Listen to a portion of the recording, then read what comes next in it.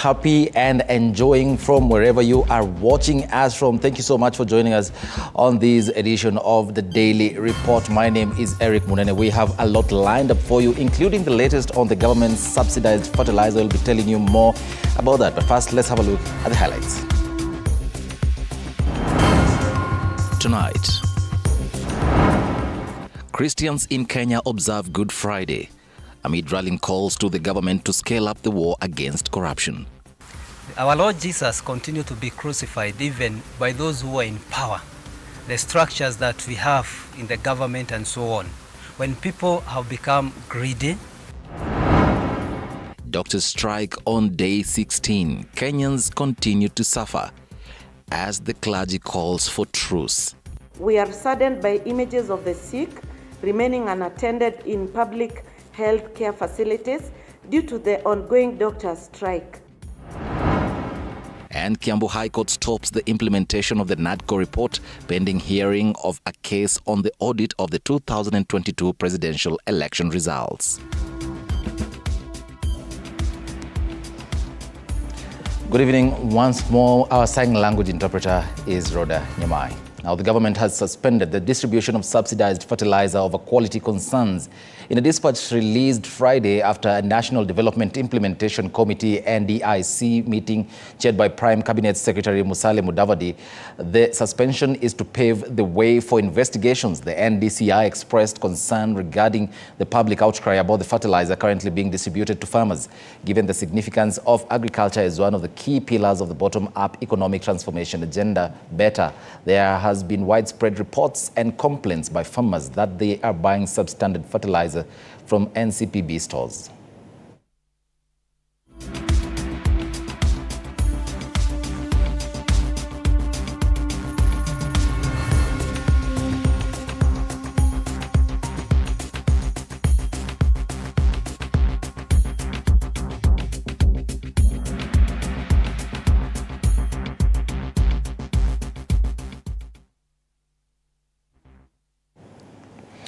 Now, moving on, 6 Kenyans were killed this morning by suspected Al-Shabaab militants at Doblei town near Garissa County on the Kenya-Somali border. The victims were traders who had crossed to the Somalia side to open their shops before gunmen whose faces were covered and were driving in a probox shot at them, randomly killing 4 on the spot, while 2 died while receiving treatment in hospital.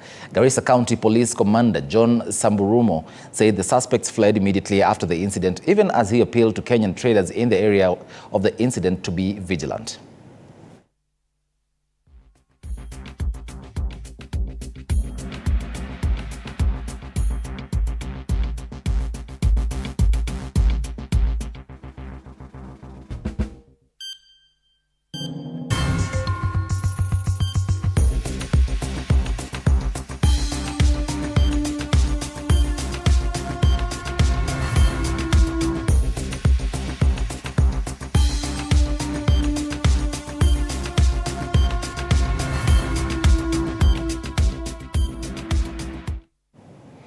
Now, tonight, the Kiambu High Court has stopped the implementation of the National Dialogue Committee report pending an inter-party hearing next month. Lady Justice Dora Chepkony granted the orders after petitioner Michael Mushemi sought conservatory orders to stop the implementation of the 2022 elections audit as recommended by the report and restrain Parliament from holding any sitting on the implementation of the NADCO report. Apollo Kamau tells us more.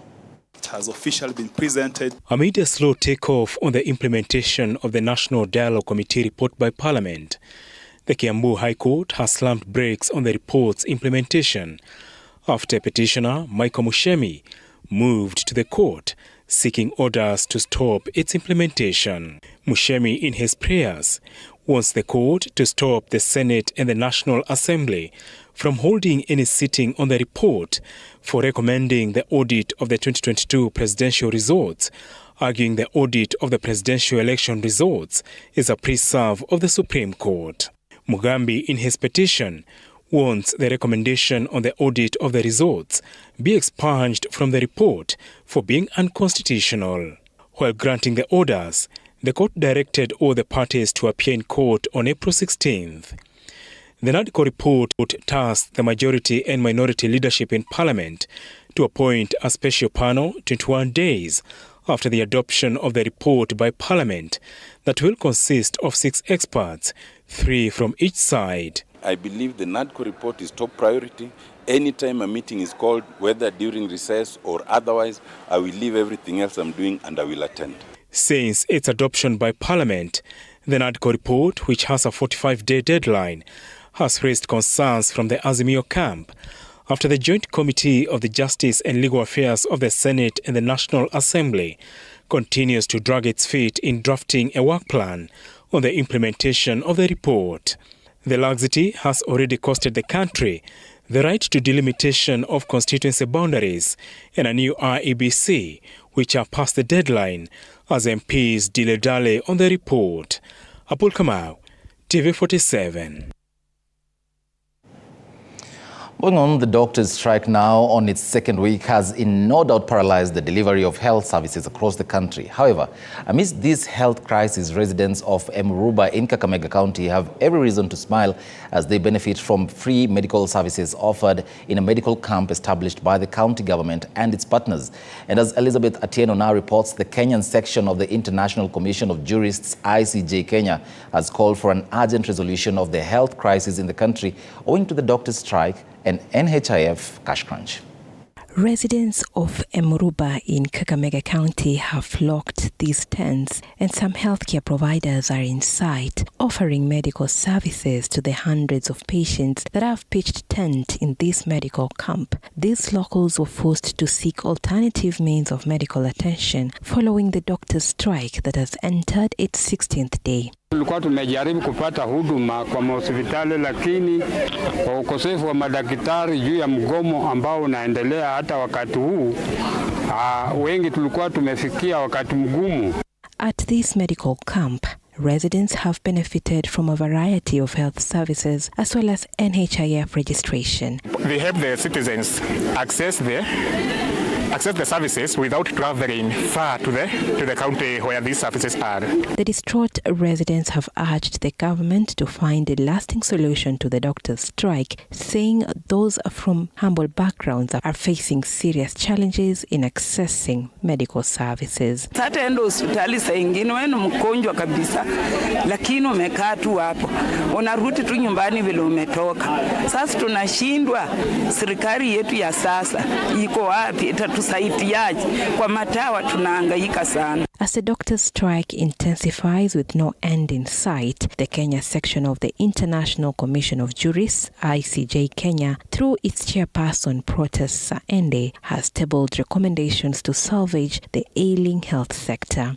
For instance, the Salaries and Remuneration Commission, SRC, the national and county governments have been urged to embrace dialogue with KMPDU to address the issues affecting healthcare workers. ICJ Kenya has also urged SRC and both levels of government to ensure the medical interns receive fair and competitive compensation for their work.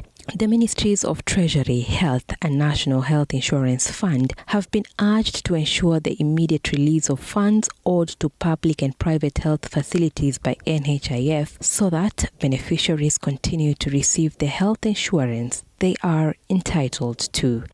Elizabeth Atieno, TV47.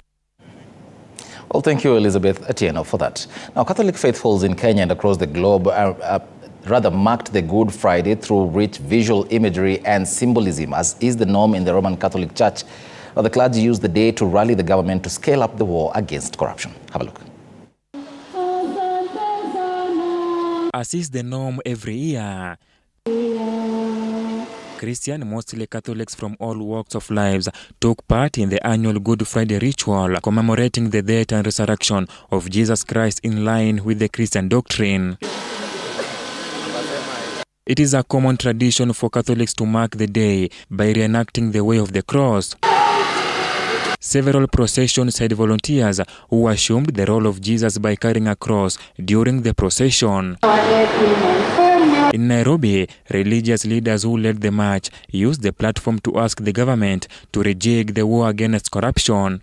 The citizen, when they elected them, they put them there hoping that they are going to bring change in their life. But they have turned against the same people who put them into the power. It was a case of same script, different cast in Mombasa. Catholic faithful also came out in large numbers to observe the day after the Holy Week, which ushers in the Easter weekend. Here, the Archbishop of the Catholic Archdiocese of Mombasa, Martin Kivuva, reiterating the graft war message, which was part of the 2024 Kenya Lenten campaign. This year, Good Friday also came days after the Ethic and Anti-Corruption Commission released the anti-corruption report, which showed that the vice is spreading across the country. Sababu moja katika hali hizi za ufisadi ni kwamba kila mtu anatamani kupata kitu bila kufanya kazi.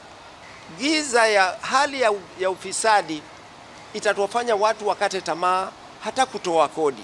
Faithfuls who were at the protest urged Kenyans to prioritize love just like Christ on the cross. Mpende jirani yako, be your brother's keeper. Wacha tusaidiane katika kufunga, katika kupeana kile ulichofunga, kuwajali wale maskini ambao hawajaliwa katika jamii yetu. Na kuwatembelea wagonjwa na walio katika jela. Hii ndio imani yetu na ndio inatufunza kuwakumbuka wale ambao wako chini yetu katika hadhi ya maisha.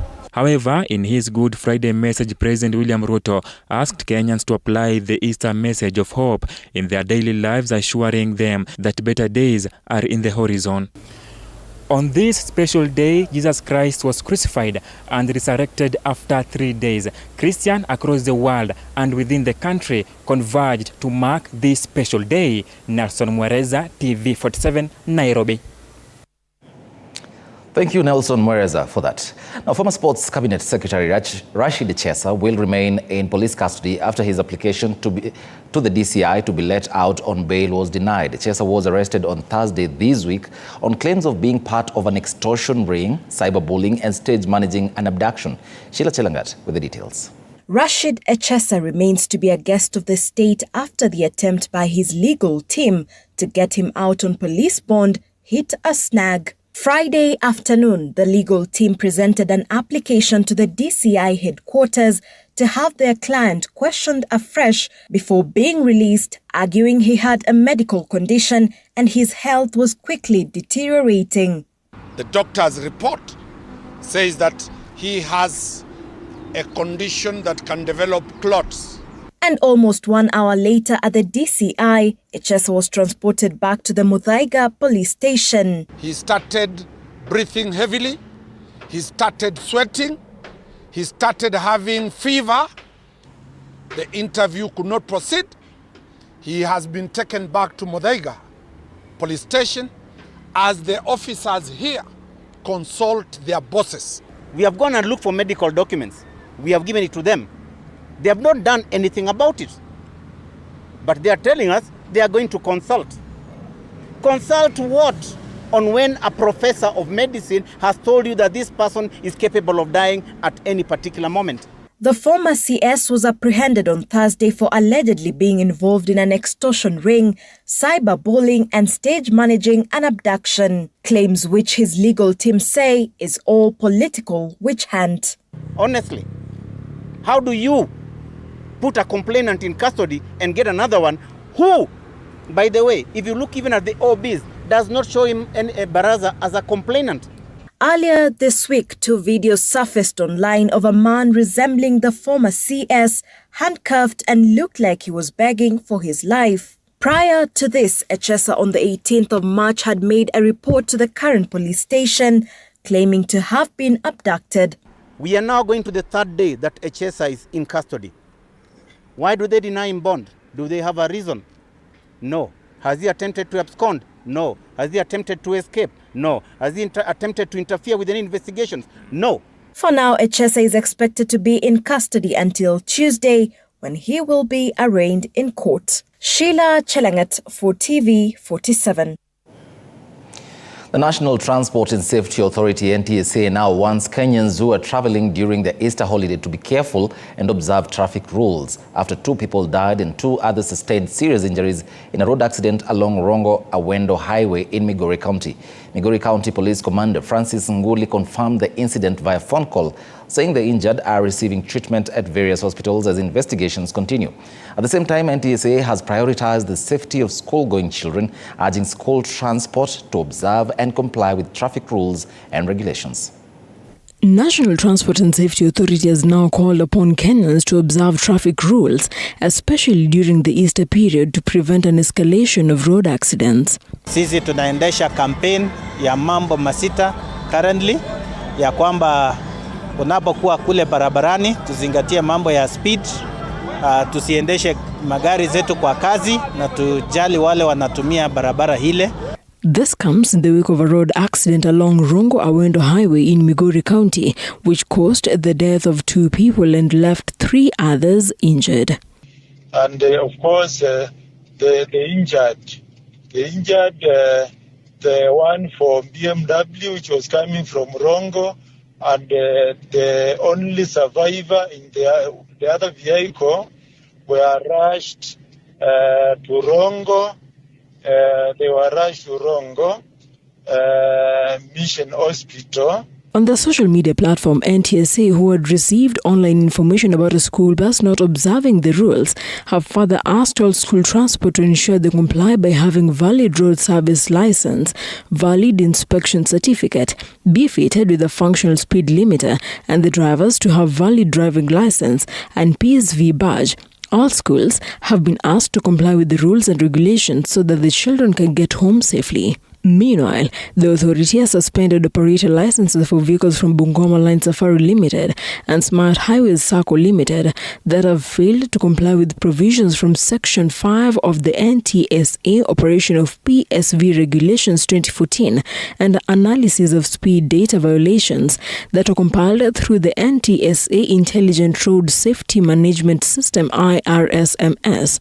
NTSA now wants the vehicle to comply with all requirements from the Traffic Act, PSV regulations, and present their vehicles for compliance inspection to establish their roadworthiness. Vera Alberta, TV47, Nairobi. Now, by next year, the unpaid hustler fund you took might reflect poorly on your credit score, affecting your ability to do basic transactions and operations, including even renting a house. This is according to the acting CEO for the Financial Inclusion Fund, Elizabeth Nkuku, who says the affordable loan facility is already building up a data to the proposed credit score system, which will rank Kenyans according to their repayment mannerisms. Could be an end to collateral-based borrowing. When the Hustler Fund hit 1 year in November last year, came promises of a more collaborative and lenient financial atmosphere, especially for small businesses and struggling startups. But what does this truly mean for you as a borrower? You'll have that even before you get your rental, you're looking for a house, you're looking for any funding, you actually are. We need to see what score you have. So eventually we shall grow this so that it has more comprehensive review, so that you are not looking only at the Hustler Fund, but how else do we put in other people. The possible benefit for repeat borrowers and those who pay on time will be a sparkling credit score that could be used as a bargaining chip for larger and more attractive loan facilities offered by the government and select financial institutions. How about, what are the punishments for people who do not pay back? So one of the things that you're thinking, as we grow as a country, we need to create some sort of financial discipline. One of the ways to do that is to quantify it. How do you quantify the fact that you're a better person compared to me? We need to give it a score. We need to give it a number. So one of the things that we are going to do, and we are going to roll it out, is creating a score that can tell you, what, if you're going to come and rent my house, let me see your Hustler Fund statement. Let me see your Hustler Fund score. Because if you can't pay Hustler Fund, which is maybe 5,000, 6,000, what does it mean about my rent? Kenyans had a mixed reaction to this. Wangesamea watu tuwe madeni, at least sababu maisha pia yamekuwa magumu. Na kuturudisha ile pesa pia kulisababishwa na maisha kuwa magumu. Na ahadi ambazo pia walikuwa wametuahidi, hizo ahadi. Unaona hata hakuna ahadi moja mtu wa chini anaweza kusema kwamba amepata. Kuna changamoto za wengine wanahitaji hizo Hustler Fund kwa kupeleka watoto hospitali. Unapata emergency ya ghafla. Tulikuwa tunaomba tu mtuongezee limit kwa wale ambao wanalipia hiyo Hustler Fund. Nimekopa lakini haijanisaidia. 500 haiwezi kusaidia kibiashara. 500 ni pesa kidogo. So tunaomba wapunguze kiwango cha kuzalisha watupatie tu turudishe ikiwa yenyewe peke yake. Wasituongezee ile riba ya kuzalisha. The Hustler Fund currently has a repayment rate of 73% from the almost 40 billion shillings already loaned out. This leaves out 23% of the borrowers who for one reason or another have not repaid the loan. This, she says, would eventually catch up with defaulters, affecting their daily operations and transactions, and could potentially debilitate their means of earning a livelihood. When those people walk to a bank, they will not have anything for them to be lent on. They don't have bank statements that someone can analyze. They do not have any collateral to give to the bank. So what's the bank? We're actually complementing the bank. Hibak Said for TV47. Now, a court in Mombasa has declared the ban on shisha in the country as unlawful, setting free 48 persons who had been arrested and charged for selling and smoking shisha earlier this year. Sitting at the Shanzu Law Courts in Mombasa, Senior Principal Magistrate Joe Mkutu ruled that there is no valid or lawful ban on the use, manufacture, sale or offer for sale of shisha in the country. Here's more now on the ruling and the reactions it has attracted.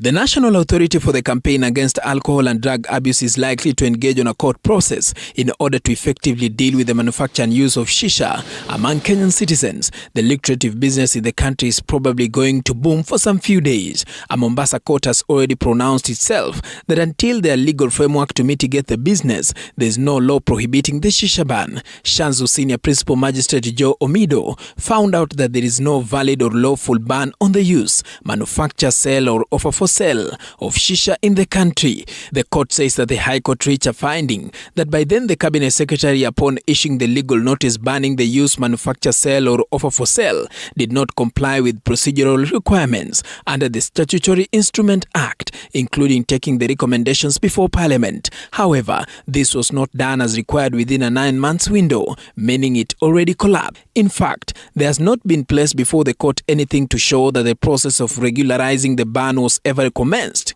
Keeping in mind that at least 48 people had been arrested early this year for using shisha in a crackdown, it became difficult for the court to charge them with specific offences. The Senior Principal Magistrate went on to declare that there was no valid shisha ban under the rules gazetted in 2017. At the time, the accused committed the alleged offences on January 14, 2024. As we speak, residents in Mombasa have castigated the move to allow usage of shisha since it affects the productivity of most young people. Ni kulala tu na kusinzia. Hata anaweza kuwa anatembea barabarani, akifika hapo naona amesimama na ameacha kulala. Kwa hivyo serikali sije ikafanya makosa ikahalalisha kitu kama hizo. Ni mihandarati, na mihandarati hizo kwanza ndio zinapoteza vijana kabisa. Ni kama bangi. Watoto wetu wa kiume wanaharibika na ndio tegemeo letu la baadaye. Sasa tunawaomba serikali, tunawaomba waibanishe hiyo shisha. Kozi watoto wa kiume wanaipenda hata kuliko chakula. The 48 accused individuals were later on set at liberty by the court unless otherwise lawfully arrested. The court also directed that the cash bail deposited by each of the accused person be released to the depositors. Paul Kirobi, TV47. Residents of Mangi in Kitui County were stunned when a man in an electronic shop was found dead after he fell from the roof and landed headfirst on the floor. According to the shop's CCTV footage, it emerged that the deceased was allegedly trying to steal. The residents of Mangi were amazed when a middle-aged man's body was found this morning after he is said to have fell from the roof at an electronic shop.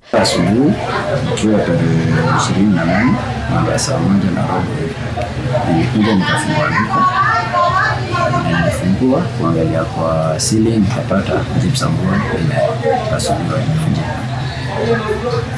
Niliingia ndani kabisa nikapata nikaangalia nikaona mabati imekatwa na mtu ameanguka hapo chini.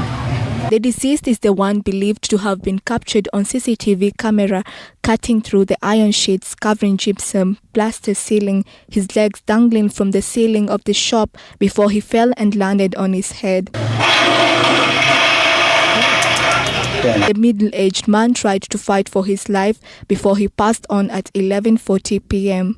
Samson Mulinga, the owner of the shop, found the body of the deceased and rushed to Mangi police station to report the matter before the body of the unidentified man was taken to Mangi level 4 hospital mortuary. Sikujua kama alikuwa haya amekufa, nilifanya hiyo nikatoka, kafunga mlango na nikaenda polisi nikaripoti. Polisi wamekuja kuchukua mwili napeleka mortuary. Distressed Mulingi is urging the government to intervene due to the high rise of insecurity at Mangi. Kwa wiki iliyopita tumekuwa na wizi. Kama last 2 weeks and last 3 weeks kuna kijana alipata kwa CCTV akijaribu kufunja fridge hapa nje. Anastasia Mkabi, TV47. Now, as the world rapidly adopts the use of artificial intelligence across different sectors, there has been a debate on whether or not the technology should be regulated. Governments across the world are even spearheading campaigns to have developers develop safe artificial intelligence systems. But what exactly are the concerns raised by industry experts? Have a look. In an era defined by technological marvels, artificial intelligence stands at the forefront, reshaping the very fabric of our existence.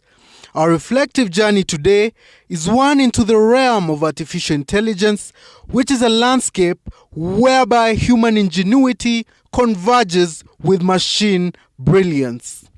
Artificial intelligence, AI. Some people have heard of it, some people haven't. It's been dubbed the next big thing since the Industrial Revolution. AI is being termed as transformative, revolutionary and innovative. Ladies and gentlemen, join me in Africa eDigital Connect Summit 2023 as I delve into some digital directors and ask them some advantages of AI, disadvantages of AI, and whether there needs to be some regulation done.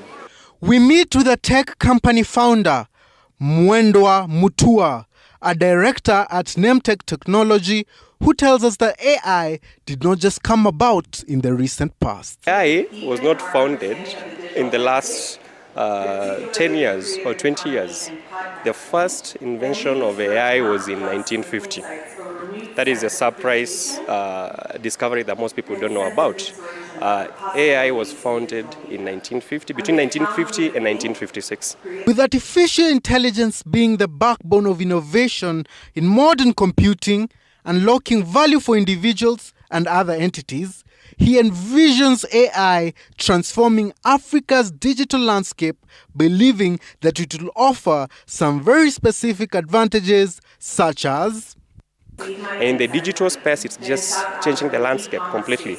Now we are talking of machine learning, training different systems on how to do different things that it would have taken forever for humans to execute. So definitely it has come to just be the game changer. And you cannot live without AI. Actually, generative AI is what we are talking about in the tech sector now. Oscar Awiti, a CEO at GOtv, which is a pocket garage that is changing the automotive space, admits to how he sees the digital transformation being brought about by AI.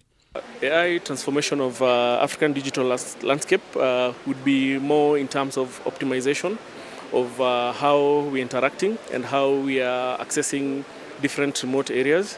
So, while artificial intelligence undeniably brings numerous advantages, it is essential to approach its integration with a discerning eye. And as Oscar says, getting regulations becomes imperative to ensure responsible AI development. There are a lot of regulations that need to be put in place because one thing we need to look at critically is the bias, because AI is fully dependent on the quality of data that is being put into the systems. So if we have a particular bias, the output would be biased as well. As we navigate this technological landscape, informed choices and a thoughtful understanding of both the benefits and drawbacks will shape how we integrate AI into our lives. As they come. But look at the advantage side of it and make sure that you are not left behind. Because as they always say, AI is not going to replace any job. But you'll be replaced by somebody who is using AI if you're not using AI. I believe AI is good. but we also need to continuously evolve as humans in terms of our understanding of AI and what we want it to do for us. Mike Mati, TV47, Nairobi.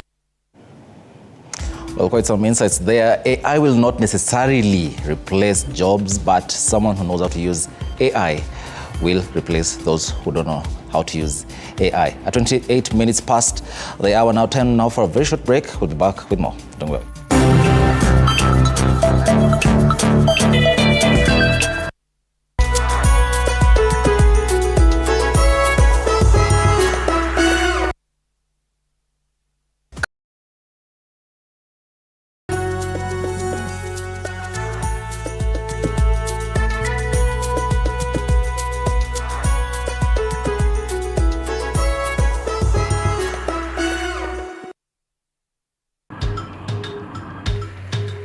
Na safari hii katika Mfahamu Kiongozi tutakuletea viongozi aina mbalimbali.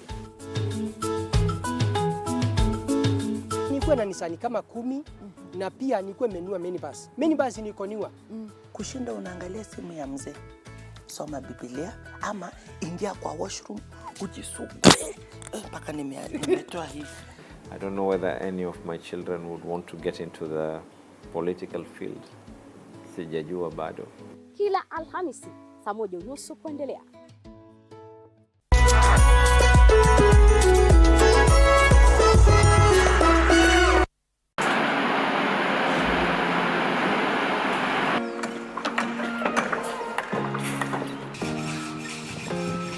Join us on a journey through the concrete jungles and rising skylines, where every beam, every nail tells a story of progress and vision. In every aspect of life, you know, you have to look at several dynamics. From groundbreaking. Nowadays with the tech, you can check on different websites or you check online and you can see some inspiration. So at least that one would be a direction already.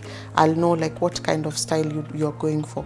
To finishing touches, witness the dedication of the hard-working teams who bring these ambitious dreams to reality. The Realtor, Tuesdays at 6:30 p.m.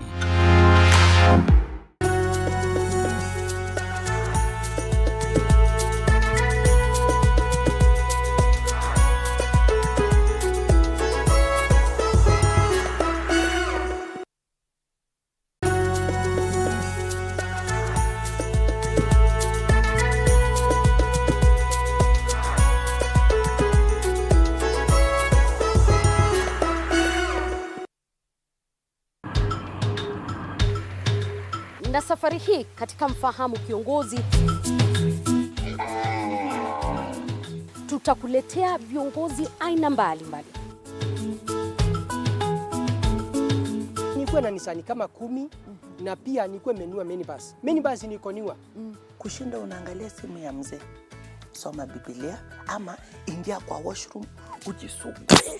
Mpaka nimetoa hivi. I don't know whether any of my children would want to get into the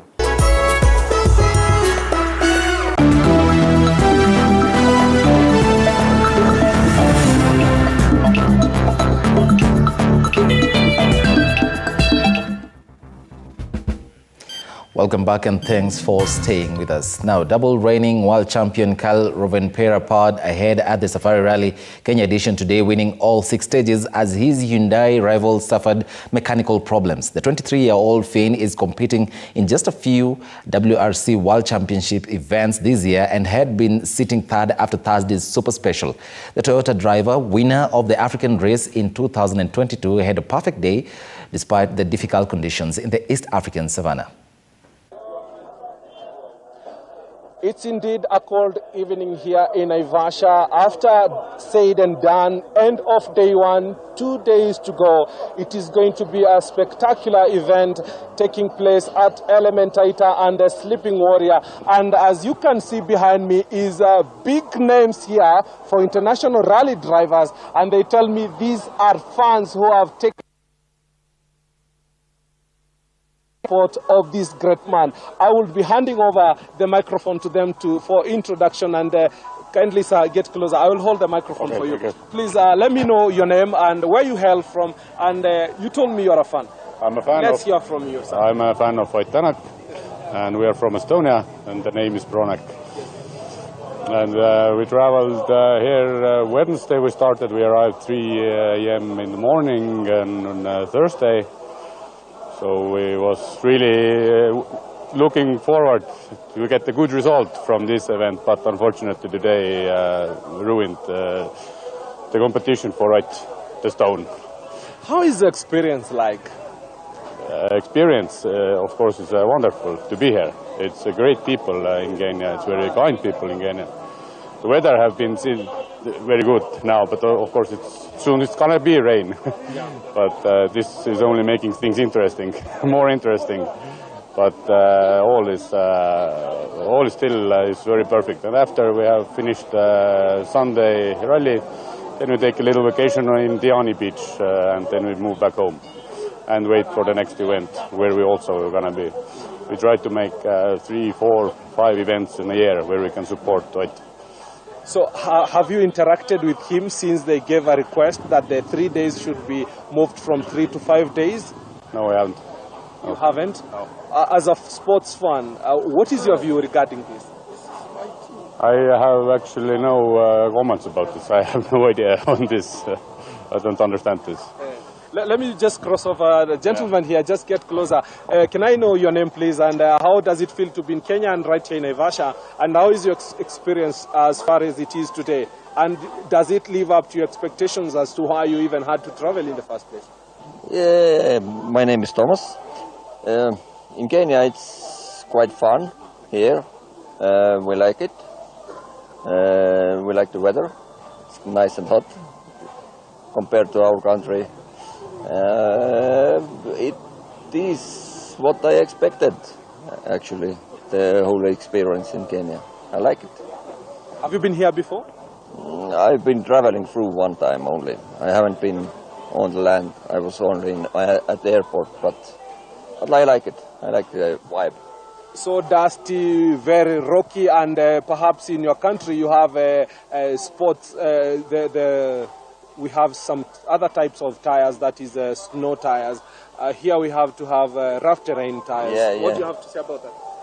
Yeah, it's in the summer it's same. We also need, we can't always drive with winter tires, because in summer it's also like sometimes up to 30 degrees in our country, and also not so well paved roads. All right. Thank you very much, sir, for your time. That is a great team there. The Otanak guys here, they give moral support. You feel nice when you have fans who have to travel all the way and take the expenses to ensure that they are here in your support. Tomorrow is going to be indeed yet another day that they are going to be cruising man versus machine. And that is, of course, we have Hyundai versus Toyota in the lead, and we are going to be seeing how it runs out throughout tomorrow. That is it from me. On my end here, I take it back to you in our studios for the sports program. Well, thank you for that, Willie Dennis Njiru. Now, still on the same, KCB racing team driver Nikhil Sachania and his navigator Dave Patel has assured motorsports fans that they will continue rallying despite their Mitsubishi Evolution X crashing at the ongoing 2024 WRC Safari Rally. The pair has said that they will upgrade their car to a better version that can compete with the top boys in the competitions to come. The duo is part of the KCB-sponsored drivers alongside reigning African rally champion Karan Patel, navigated by his longtime friend Tausif Khan. To be quite honest, we started off the day very well. From yesterday transitioning into today, Loldia was very rocky, very rutty. We passed Loldia, went to geothermal. The stage was absolutely fine for us. Coming to Kidong, we were flying through the stage, to be quite honest. Close to about 24 kilometers into the stage, there was a 1 kilometer straight. So foot was flat on the pedal. It was 1 kilometer. I believe it was a 3 left into hairpin right. I called the 800 at the 800 mark, but we had lost our brakes by then. Tried to tap on the handbrake a bit to see if we can slow down. Unfortunately, the car went into a barrel roll. We rolled, I believe, 7 to 8 times. But thank God that Nikhil and I are out. Right now we're at the KCB den. Absolutely amazing atmosphere over here. But yeah, tunashukuru Mungu we're here. What next? We will look for another car. We will upgrade the car. The car is still in the stage right now. I'm sure it's pretty badly damaged. But yeah, we'll get the car back to service. And then now we just slowly start building, seeing what options we have for another car. We can't stop rallying. We will be back. We'll be back. And of course, all the best to them. Well, that's all we had for you tonight. Thank you so much for keeping us company. Disruptive Fridays takes a short break. We'll see you next Friday. My name is Eric Munene.